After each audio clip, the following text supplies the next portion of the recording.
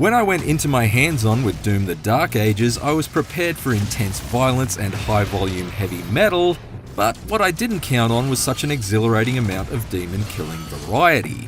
By the end of my 2-hour demo, I'd used a saw-toothed shield to slice through demons like it was Beelzebub's Beyblade, stomped around a war-ravaged city as a colossal Mecha-Slayer, and even brought a snarling Cyberdemon to an explosive end by breathing fire directly down its throat with my faithful dragon steed. Talk about a heartwarming moment. Every aspect of it looked and felt incredible. It may take place in the dark ages of the Doom timeline, but the Slayer's latest Slaughterfest might well represent the peak of the series' modern era. Cue the head-crushing guitar riff.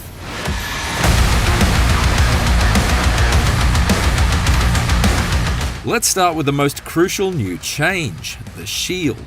While 2016's Doom was focused on run and gun and 2020's Doom Eternal evolved into jump and shoot, the core combat principle of Doom the Dark Ages is to stand and fight. That's not to say I wasn't immediately strafing through the strife as I met each new wave of Satan's soldiers, but the Doomslayer's new shield allowed me to hold my ground and block or parry enemy attacks, and even deflect projectiles back at them whenever I managed to nail the timing.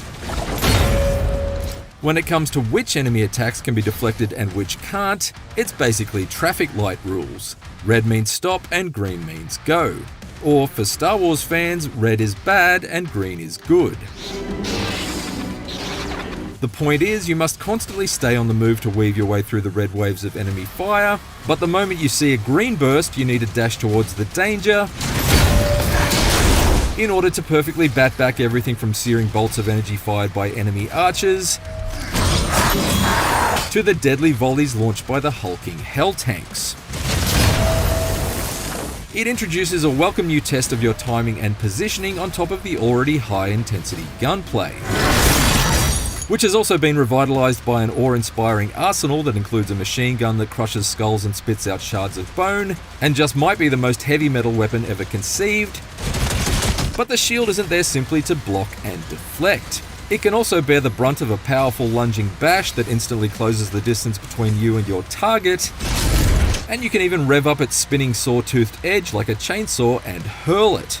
The shield will pinball through crowds of weaker enemies like the imps, or it can be lodged straight into the sternums of the beefier imp walkers to stun lock them in place while you mop up the lesser minions around them. The Slayer's shield can also work in tandem with your bulging bag of boomsticks in some incredibly satisfying ways.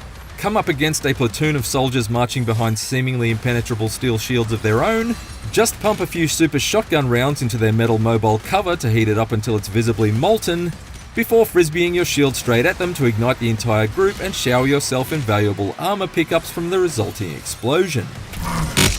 The Dark Ages shield is perhaps the most devastating interpretation of the phrase "the best offense is a good defense," and it makes the new Doom feel like the greatest unofficial Captain America game ever made. Only instead of fighting an army of Nazis, you're battling the most evil villains that hell has to offer, which I suppose are both one and the same. At any rate, no sooner had I settled into the Dark Ages' sensational new shield-wielding combat system than I was suddenly whisked into the cockpit of a massive Mecha-Slayer to take on the tallest terrors to ever emerge from a hell portal. These Atlan assault mechs have only been teased in the past couple of Doom games, but in the Dark Ages they're finally pilotable, and I was absolutely thrilled to get behind the controls of one of these green-helmed Goliaths in order to raise some hell. Or should I say, raise some hell, as I stomped out tiny tanks and crashed through bridges lined with troops, on my way to going toe to towering toe with each Titan demon trying to take me down. Yes, Doom the Dark Ages takes the series' signature ultra-violence and literally elevates it into kaiju-sized carnage. Its Atlan combat is simple in setup but seriously satisfying in execution, as you repeatedly pump the right trigger to unleash combos with a pair of school bus-sized fists, with each successful blow you land filling up a special meter consisting of 2 halves. Fill it halfway and you can deliver a powerful stomp that sends a shockwave through the earth below and opens up cracks of damaging lava that stagger your opponent. Fill it completely and you can deal a devastating finishing move to force Lucifer's Leviathans to go in peace, or more specifically in freshly shredded pieces. If you like your 50-story tall fisticuffs with a side order of gargantuan guns, then fear not, because midway through the level a whopper of a weapon drop gave my mech access to a machine gun so large it could use an aeroplane hangar for a holster.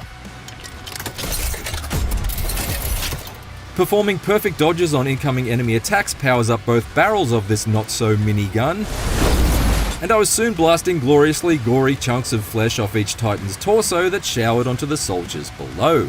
You don't normally see this much raining blood without buying a ticket to a Slayer concert and sticking around for the encore.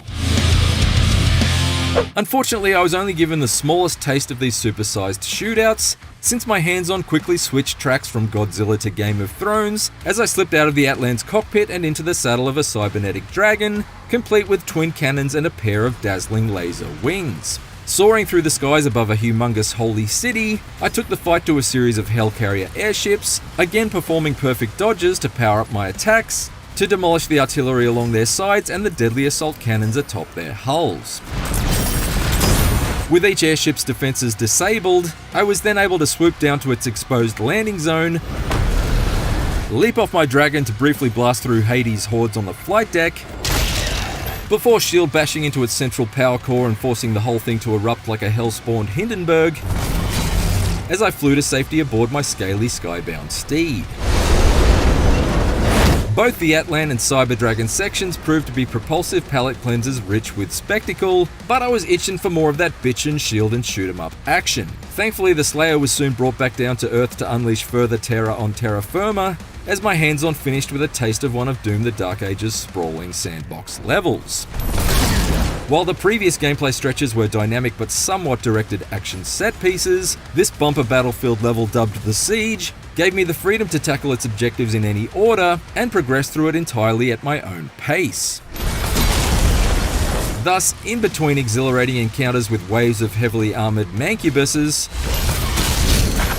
and shield-based slugfests with super heavy cyberdemons,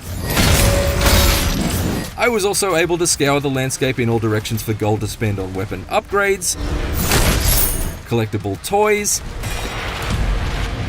and even brand new guns to add to my growing arsenal of demon destroyers. This included the Reaver Chainshot, which delivered powerful charged up attacks that basically allowed me to fire a cannonball to instantly mulch a monster, before attracting it on a chain and firing it again to crush their minion mate beside them. Kind of like a chain chomp, but not nearly as adorable. The expanded map also provided plenty of nooks and crannies to hunt through for health and armor pickups, including melee ammo for the Slayer's new flail and electrified gauntlet attacks. That's right, as if the Slayer wasn't already badass enough, he now manually reloads his punches like he's Henry Cavill in the bathroom brawl scene from Mission Impossible Fallout. The overall impression I got from the Dark Ages Siege map is that, although it's large in size, it's incredibly dense with breathtaking discoveries and diverse encounters. Some open field fights locked mini-bosses behind a morale meter, keeping them immune to my attacks until I'd hustle to take out a few dozen of their underlings.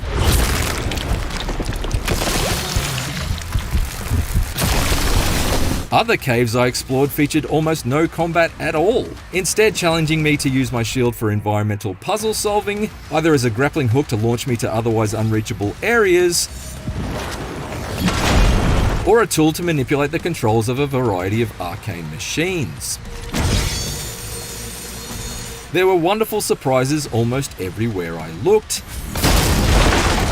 but also some not so wonderful ones, like this giant tentacle that suddenly emerged from the ground beneath my feet in a swamp area and turned me from unstoppable beast to recently deceased in an instant. With that, my time in the Slayer's combat boots was up, and what a brief but utterly brilliant ride it had been. If this small taste is anything to go by, then I'm pretty sure that the only reason id Software is calling this one Doom the Dark Ages is because the title of The Ultimate Doom was already taken 3 decades ago. From its satisfying shield-based combat shake-up and enticing sandbox-level structures, to its Pacific Rim-rocking skyscraper-sized beatdowns and its dazzling dragon-riding dogfights, the team behind Doom the Dark Ages is seemingly throwing everything but Hell's Kitchen sink into making this the biggest and best campaign seen to date in the seminal shooter series.